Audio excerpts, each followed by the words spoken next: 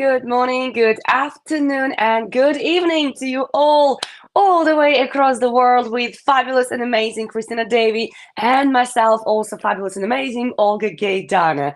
Today we are here live for you with another episode on hot and spicy chat on dating and relationships. And today's topic will be really interesting. Christina, would you like to announce that?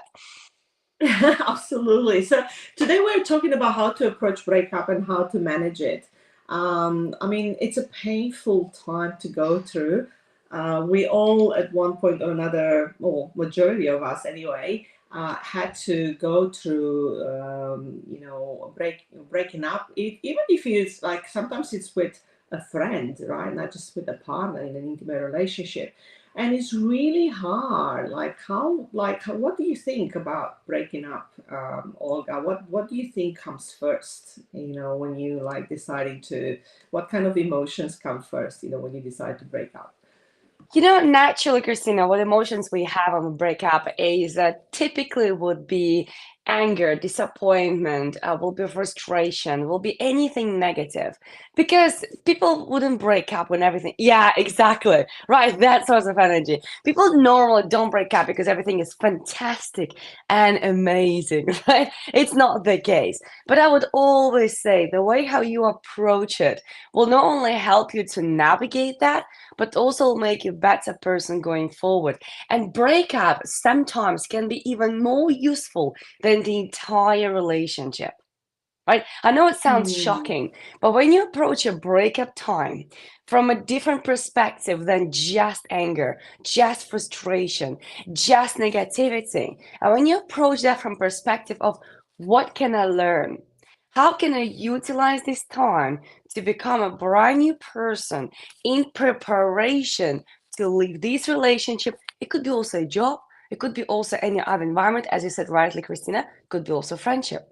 But how can I use this breakup mm, period in order to shift my identity so I can show up as a brand new person in the new union?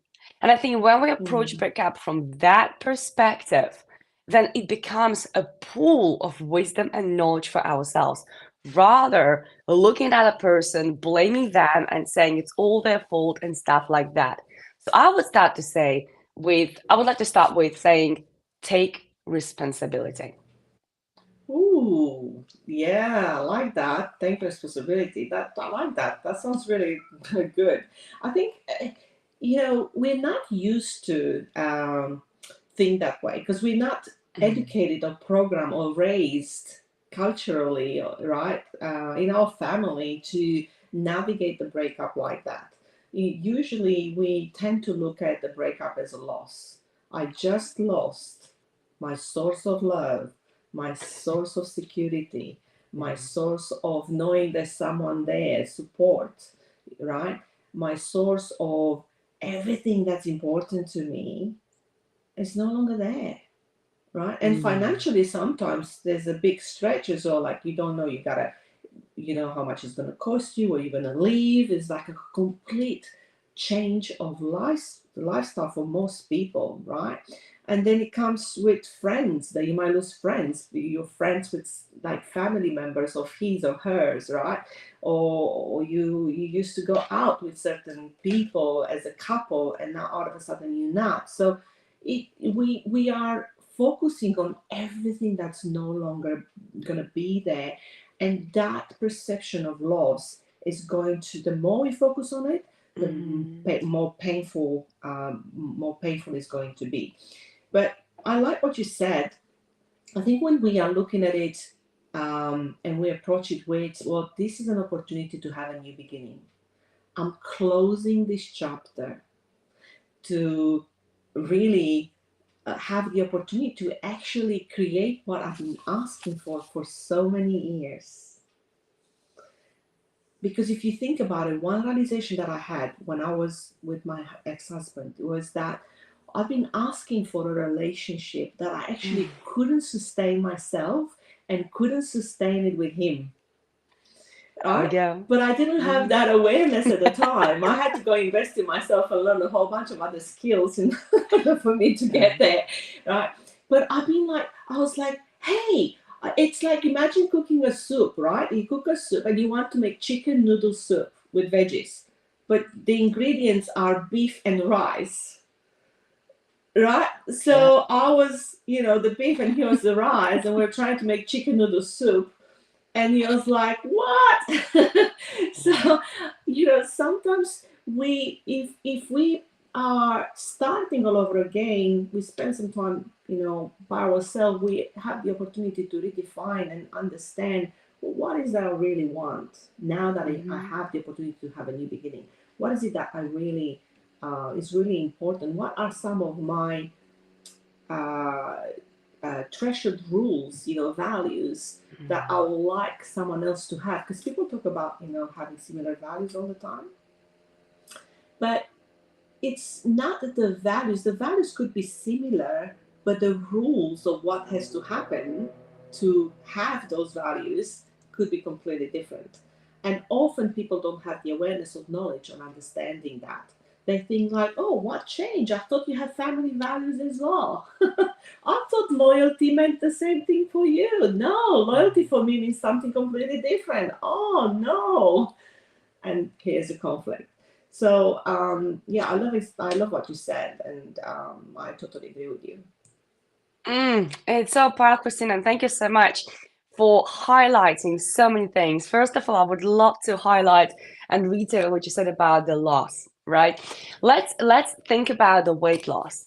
Every time we think about weight loss, it's quite daunting experience. Like, oh, I need to lose some weight. So of course, when we think I lost my love, I lost my source of appreciation, I lost my source of confidence, and loss of certainty, and loss of source of stability. When we approach it as a loss, it's painful. When we approach it as a Oh, release, it is liberating. And remember, in life, you never lose, you release. When we I release was. something, yeah, it's different to when you feel you lost something. I don't feel I lost my husband. I feel I released somebody who was not willing to be in a committed relationships. I haven't lost a husband. I haven't. I gained my freedom back. I gained the opportunity to be with somebody who will be willing to be in a committed relationship as a power couple. I haven't lost my husband, right? And when you approach it that way, you are in power. You are in power of your life. When you are in a victimhood of you lost somebody, you cannot move on. You'll be Yeah. forever in a regretful zone. If I'll be right now sitting and feeling like, oh, I lost my husband, I don't have a husband anymore. I lost somebody, with whom we're traveling. I was traveling before I met him. I had a nice lifestyle before I met him. I haven't lost. I released, right? And you got to really Mm, have that mindset because that is empowering. Rather, loss is disempowering. Loss makes you feel sorry for yourself. Release makes you feel empowered and gives you more energy. So that's first. Let's remember that you got to approach it from release point of view rather loss. And when it comes to back to taking responsibility, you got to really understand what you were not giving. Just like Christina, you said, beef and rice, not gonna make chicken and veggie soup, right? What were you not giving to this relationship that you were not receiving and you were blaming your partner for? Like one of the biggest realizations I had about my own recent breakup was the fact that yes, he was not committed.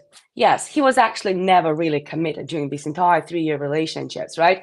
I'm not excusing him by saying, actually, I realized I was not committed to myself. That was oh painful wow. to realize.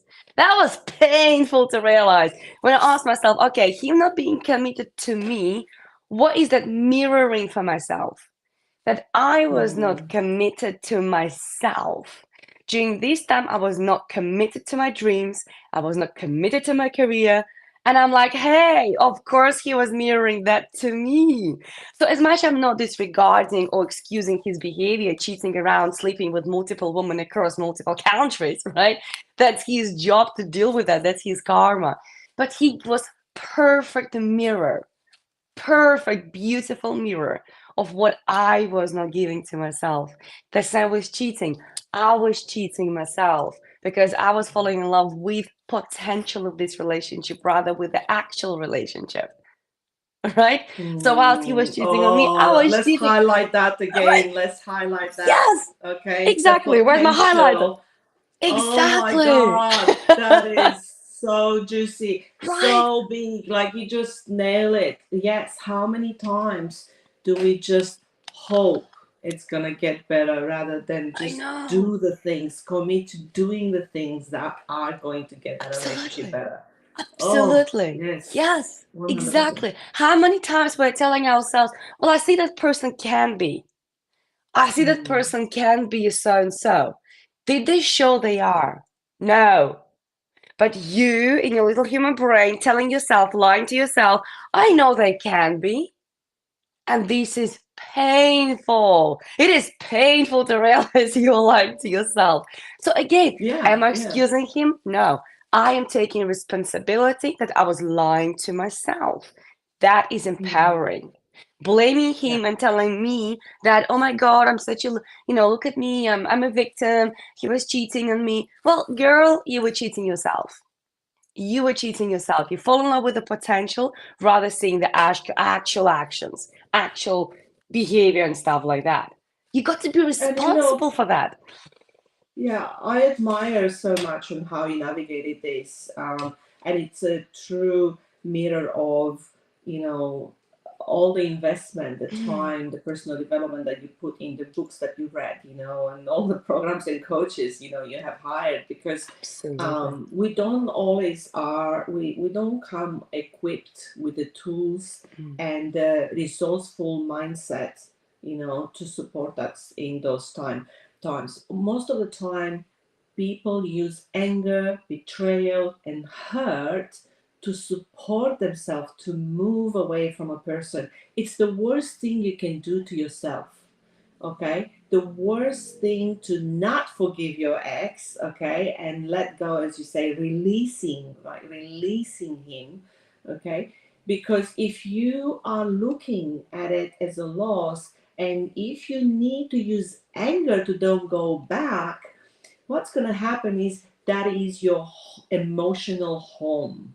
mm, Okay, that's where you live. So every time when you go out there, you're going to attract more of that, because that was my shadow work, right? I could not see the anger in me. Nah, no, it was only him. It was only all these people. I was of completely course. blind, and I had a very good friend of mine. It's just like shadow work, Mm, and I think anger. I was like, me, anger? I'm such a good girl. No way. Anger doesn't fit in my identity because I'm the good girl. Completely blinded, walking around like, no, no, I've got no anger issues. I had massive anger issues, but I felt so entitled, because they did this to me, and I was such a victim in that moment, and I'm not ashamed to own it, because yes. listen, in a way we are the victim of those, like that situation, that we feel like a victim, but we don't realize how we contributed, how we co-created that, not because we are. And that's why, because I had this conflict of like, I'm a good Yes. girl, I can't be angry because angry people do this. No, Hmm. angry people, I was hurting and creating pain Yes. too. I just didn't see it. So it was a massive awakening for me. And, releasing that was able to, raise my vibration and really come from a place of understanding. I'm all about seek to understand. Just because you seek to understand and you understand why they did this, or it doesn't mean you have to accept the behavior, right?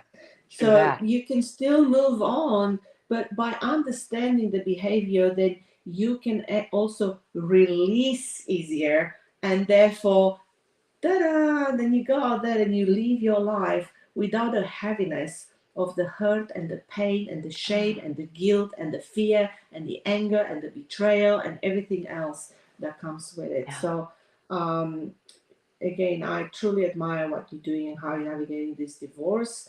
Um, Considering that obviously you guys have tried to make it work, and Mm. Often I feel like people just don't really know how to move on, which is why I'm doing a masterclass around it tonight.